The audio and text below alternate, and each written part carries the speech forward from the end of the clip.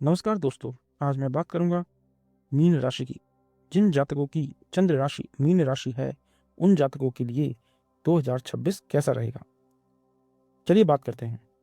2026 का वर्ष मीन राशि वालों के लिए आध्यात्मिक विकास, कैरियर में अनुशासन और पारिवारिक सुख का मिश्रण लेकर आ रहा है।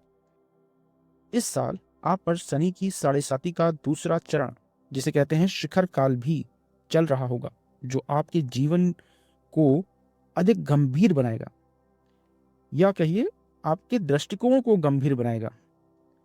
चलिए बात करते हैं प्रमुख ग्रहों के गोचर के आधार पर। शनि का गोचर। सबसे पहले देखिए, साढ़े साती का दूसरा चरण चल रहा है। अनुशासन और जिम्मेदारी शनि पूरे वर्ष आपको देगा। शनि पूरे वर्ष आपकी ही राशि में विराजमान है, यानी कि प्रथम भाव में विराजमान है, मीन राशि में ही है।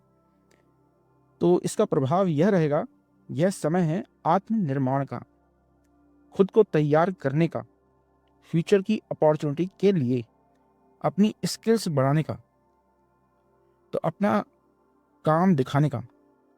आप खुद को अधिक अनुशासित महसूस करेंगे इस साल। कैरियर में स्थिरता तो आएगी, लेकिन काम का बोझ बढ़ सकता है। सावधानी क्या रखनी है? शनि की दृष्टि आपके सप्तम भाव पर है, जो कि होता है वैवाहिक जीवन का प्रतीक, और दशम भाव पर भी है, जो होता है कैरियर का भी भाव। तो कभी कभी जीवन साथी के साथ वैचारिक मतभेद हो सकते हैं, काम में देरी महसूस हो सकती है, लेकिन चिंता ना करें, शनि फल जरूर देगा। पर अपना काम ना छोड़ें, लगे रहें, आलस्य से बचें, क्योंकि शनि केवल मेहनत का ही फल देते हैं। चलिए बात करते हैं बृहस्पति के गोचर का। देखिए, गुरु आपके जीवन में भाग्य और खुशियां लाने वाला है। क्यों? क्योंकि गुरु आपके चौथे भाव में है, जो कि जून तक रहेगा, मिथुन राशि में, जिससे सुख सुविधाएं और भूमि और भवन के मामलों में लाभ होगा, घर में शांति आएगी। और जून 2026 के बाद गुरु आपकी राशि से पांचवें भाव यानी कि कर्क राशि में पहुंच जाएंगे, जहां गुरु होता है उच्च का। यह समय छात्रों के लिए स्वर्णिम काल जैसा है। संतान सुख की प्राप्ति भी हो सकती है, क्योंकि पांचवा भाव होता है संतान सुख का भी। जो लोग प्रेम संबंध में है, उनके लिए विवाह के योग बनेंगे। आर्थिक स्थिति में सुधार होगा, आपकी बुद्धि बहुत सटीक निर्णय लेगी। चलिए अब बात करता हूँ राहु और केतु के गोचर का। देखिए, राहु और केतु के गोचर की मैं बात करूं तो विदेशी लाभ और खर्चे, ये दो चीजें इंगित कर रहे हैं। क्यों? क्योंकि राहु है 12वें भाव में। राहु आपके खर्चों के भाव में है, 12वां भाव, और विदेश यात्रा का भी यह भाव है। यह विदेश यात्रा या विदेशों से जुड़े व्यापार के लिए बहुत अच्छा है, लेकिन बिना सोचे समझे निवेश ना करें, क्योंकि यह अनचाहे खर्चे भी ला सकता है, क्योंकि 12वां भाव होता है अनचाहे खर्चे का भी। नींद से जुड़ी समस्या या मानसिक तनाव हो सकता है।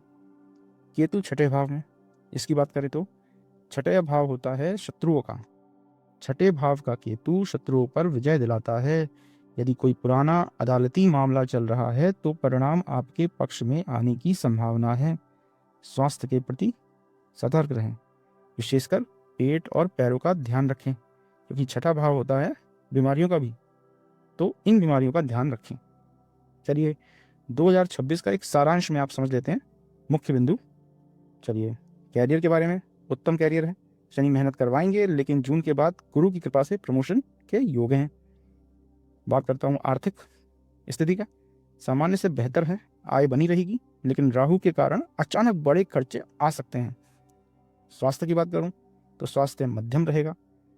शनि प्रथम भाव में है और राहु 12वें में, तो भाई थोड़ा थकान हो सकती है काम की वजह से, तनाव संभव है ज़्यादा सोचने की वजह से।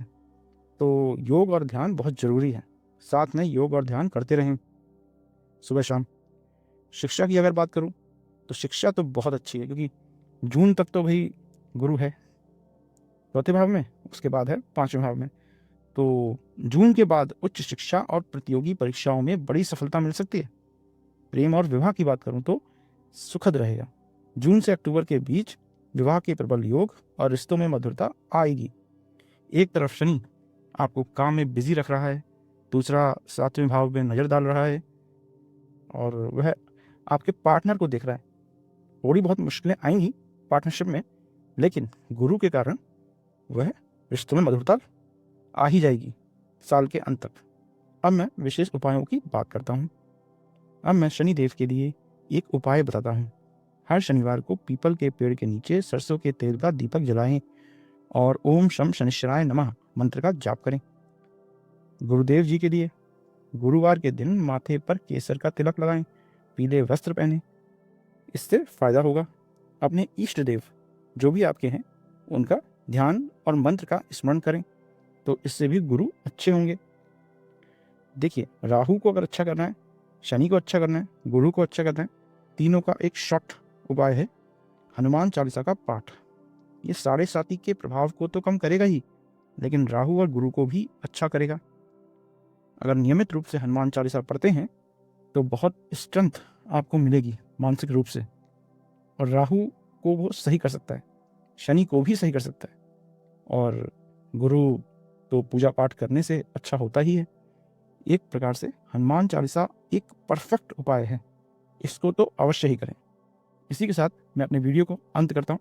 अगर आपको वीडियो अच्छा लगा हो तो मुझे लाइक करें, सब्सक्राइब करें और कमेंट करें। इसी के साथ जय हिंद, जय भारत, जय माता दी।